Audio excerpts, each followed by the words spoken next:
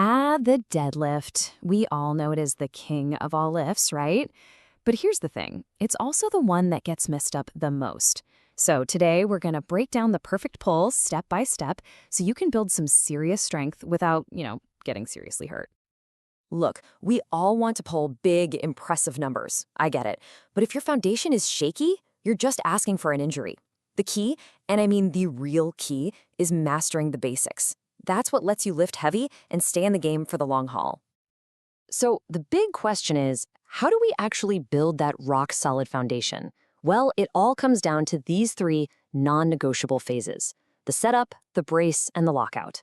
If you can get these three things right, trust me, you're well on your way to a powerful and, most importantly, a safe deadlift.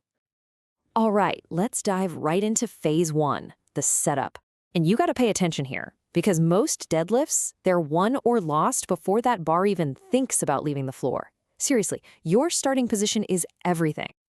Okay, so a perfect setup really boils down to three key parts that we're going to break down right now: where you put your feet, how you grip the bar, and, this is the big one, how you engage your hips and lats to create tension.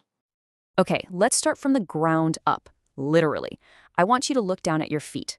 The bar shouldn't be jammed up against your shins, but it also shouldn't be way out over your toes. The sweet spot? You want that bar cutting your foot right in half, pretty much right where your shoelaces are tied. Why? Because that is your absolute center of balance.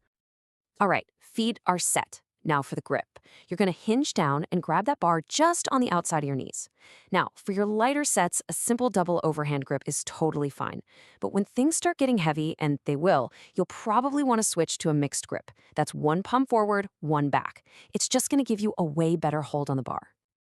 Okay, now for what I think is the real secret sauce for creating tension. It's a cue called the lat sweep. Before you even think about pulling, you have to get your back engaged, and this is exactly how you do it. So how does it work? It's simple. Imagine trying to pull your shoulder blades down into your back pockets. You'll feel your lats, those big muscles on the side of your back, fire up. This simple move pulls all the slack out of the bar and helps keep it glued to your body throughout the entire lift. Okay, so your lats are firing. Now you drop your hips into position. Your shoulders should end up just slightly in front of the bar, and this is crucial. Your back needs to be completely flat and neutral. This right here, this is your launch pad. All right, setup is locked in. Time for phase two, the brace. You're in position, but now you need to get rigid. I want you to think of this as creating an internal seatbelt for your spine. It's your body's #1 defense mechanism. So many people think bracing is just, flexing your abs. It's so much more than that. It's actually a two-step process. First, you have to take in the right kind of air, and second, you lock down your entire core to create this immense pressure and stability. And believe me, there's a huge difference. A shallow breath up into your chest, that does absolutely nothing for stability. What you need is a deep 360-degree breath right into your belly. You should feel your stomach, your sides, and even your lower back expand outwards. So what you're doing here is creating something called intra-abdominal pressure. The best way to think about it is like inflating a super strong balloon inside your torso.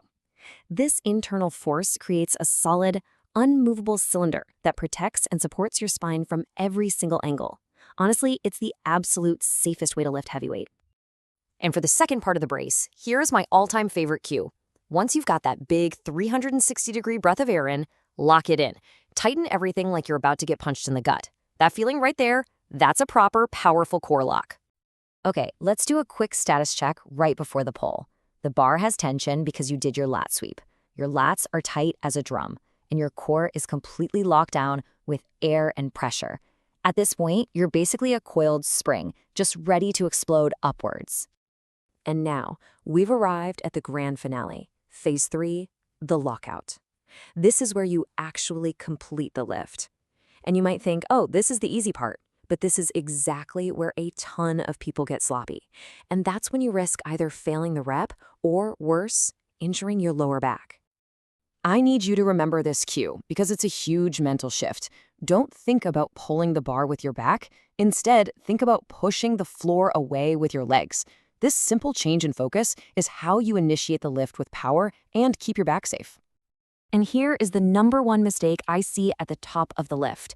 People thrust their hips forward and lean way back, kind of humping the bar. That is super dangerous for your lower back. The correct way, it's much simpler. You just stand up tall. As the bar passes your knees, you squeeze your glutes hard to bring your hips all the way through. You know, at the top of a perfect deadlift, you're really just standing tall. That's it. Your shoulders, hips, and ankles should form a nice straight line. No leaning back, no hyperextending, just a strong, stable, and controlled finish. So here's your mental checklist for every single rep you do. 1. Stand tall and proud. 2. Squeeze the glutes. 3. Do not hyperextend your lower back. And 4. Don't just drop the weight. Control it back down to the floor. That completes the rep safely. All right, so we've taken the whole deadlift apart piece by piece. Now let's put it all back together into one smooth, powerful sequence that you can take with you to the gym tomorrow. So here it is, the full sequence from start to finish. Step 1, nail your setup. Bar over midfoot, get your grip, and engage those lats with the sweep. Step 2, brace. Take that big 360-degree breath and lock it down. Step 3, initiate the lift by pushing the floor away. And finally, step 4, the lockout. Stand up tall and squeeze your glutes to finish strong. You know, there are no secret tricks when it comes to the deadlift. Building real, lasting strength isn't about some magic program you find online. It's about flawlessly executing these fundamentals, the setup, the brace, and the lockout on every single rep you do.